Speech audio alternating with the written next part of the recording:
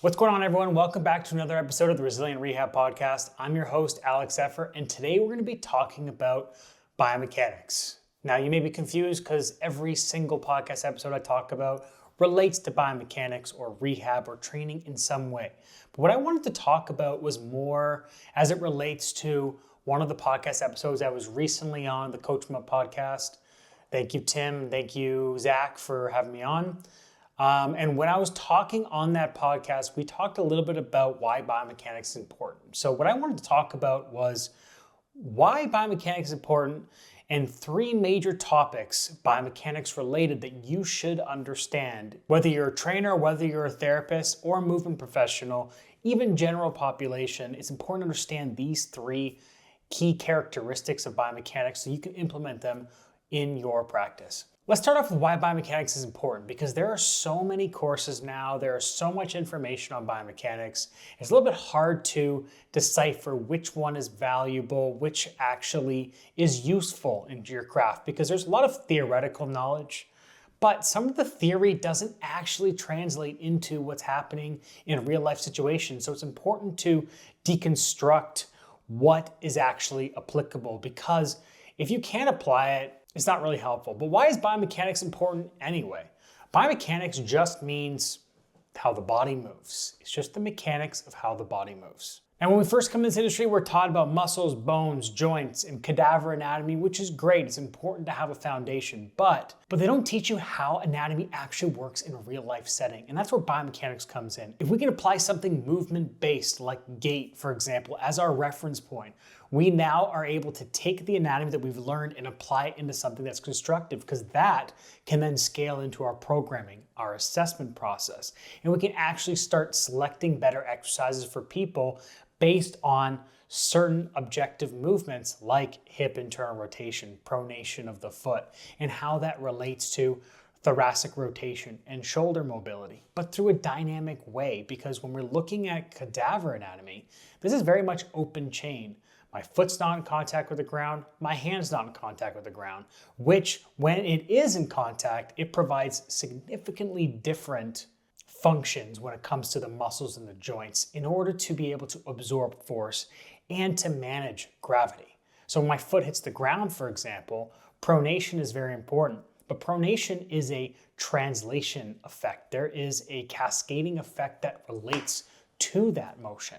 So when I pronate my foot, my tibia internally rotates, my femur internally rotates, my hip internally rotates, my pelvis, my rib cage, my shoulder, they all have to internally rotate in order to accept force, and then as our center of mass goes forward, begin to produce it. Another example is when my hand is on the ground, my bicep changes its function as well, and it becomes more of a rotator and a stabilizer of the shoulder, as well as a shoulder flexor. Whereas when it's open chain, it's really more looked at as an elbow flexor. So there are different components that we can look at, and what I would get you to take a step back and not focus on the muscles too much first, but focus on what's happening inside.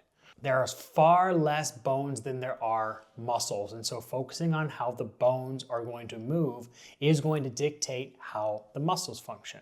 And that's our principle number one. Joint position dictates muscle function. So if my pelvis is dumping forward, that is then going to cause certain muscles to become stiff, certain muscles not to be able to have the leverage to contract very well. And some may say, well, the hip flexor is pulling the pelvis forward, but what I would get you to think about is if we're applying it to biomechanics and movement, let's say gait, where my center of gravity is going forward, my pelvis is starting to tilt forward. Well, that has to do with more of a landing and reacting than it does to this particular muscle pulls the pelvis forward. Another example is if I stand behind you, I put my hand on your lower back and I shove you forward, well, your pelvis is going to tip forward. And then if I keep you in that position for a long period of time, well then yes, maybe your muscles will stiffen up. But the point of it is that the muscle is going to react to the joint. And if that doesn't help, if that doesn't illustrate the point, try pronating your foot. Try bringing your arch down towards the ground. If you constantly have that arch down towards the ground, you are going to be overloading certain muscles constantly without loading the other end of the spectrum, which is associated with a foot that's rolling out. So, depending on how the joint is positioned is going to lead to those muscles reacting. So joint position is going to lead to the reacting of the muscles. So muscles are reactionary. The second biomechanical principle that I kind of mentioned was center of mass. As our center of mass goes forward, which essentially just means as my body weight goes from my heel towards my toe, which is a normal movement that happens during walking, during running. If I put a bar on my back, my center of mass will shift more forward because something is pushing me forward. When my weight goes towards my toes, that is going to impact how my joints position. It's also going to impact how my joints move and how my muscles react. So the center of mass dictates the joint position, which then dictates how the muscles will react. So if we look at this from an assessment standpoint, if I've got somebody whose center of mass is way into their toes, we should suspect that all the muscles on the back side of their body are stiff, and that's because their joints are being pushed forward. They are going to have more stiffness. They are going to have limitation in their assessment. And so our objective is to bring their center of mass back towards their heel.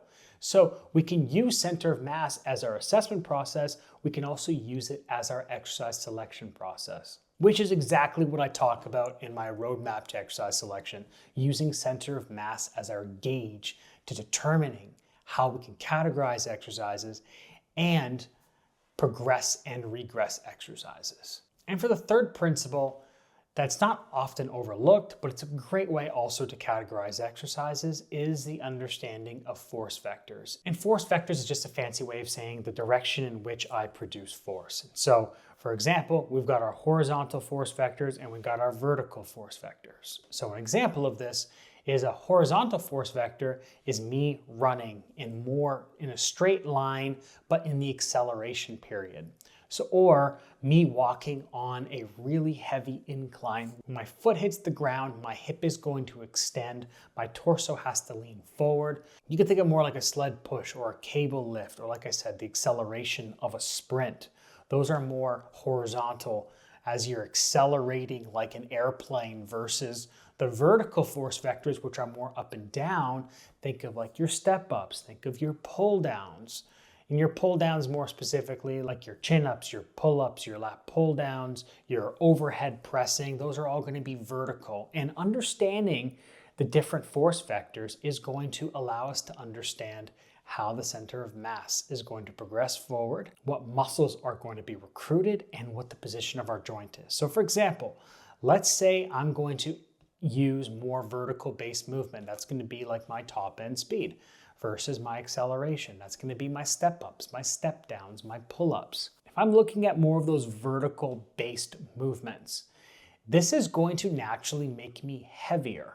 I am going to be extending my hip directly underneath. So I'm going to push myself straight up, more like a rocket ship.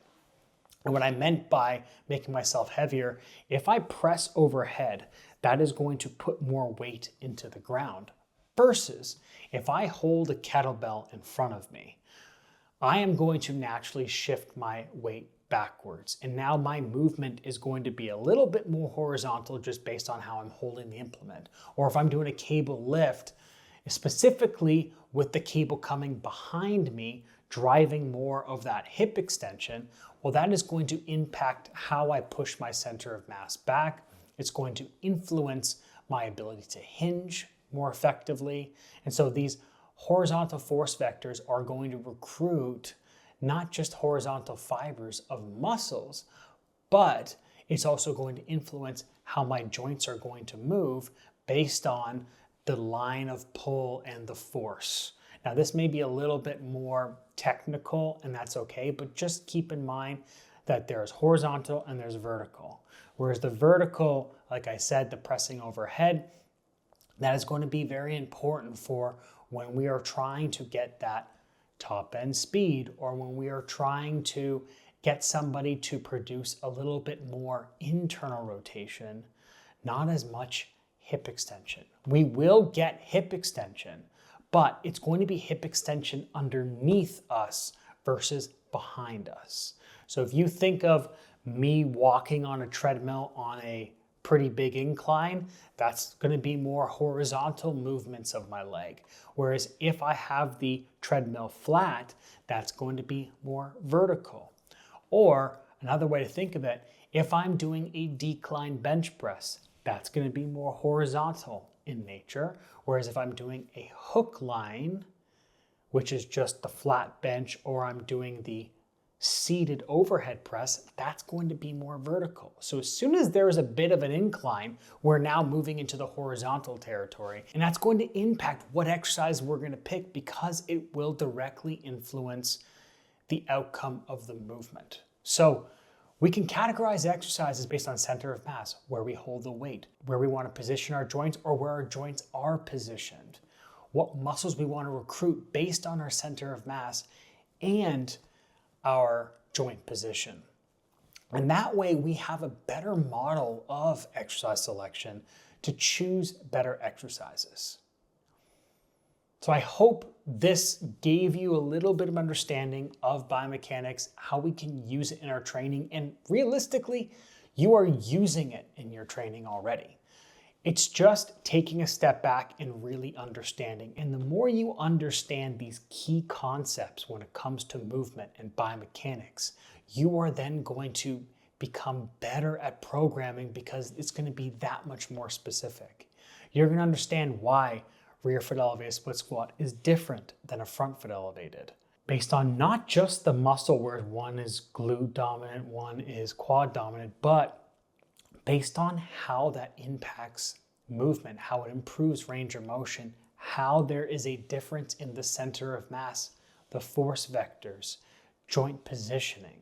So these muscles are going to be very different. And if you want to learn more about how to categorize exercises based on the principles I talked about in this podcast, I put together my roadmap of exercise selection, which basically breaks down everything into every single different exercise category: squat, hinge, split squat, pulling, pressing, arms, locomotion. And we start to talk about every single exercise, what they individually do from a movement standpoint, and how I would categorize it based on these three principles that we just talked about. So if you want to check that out, I put the link in the description below. Thank you so much for listening. I look forward to seeing you next time, and don't forget to like, save, and subscribe.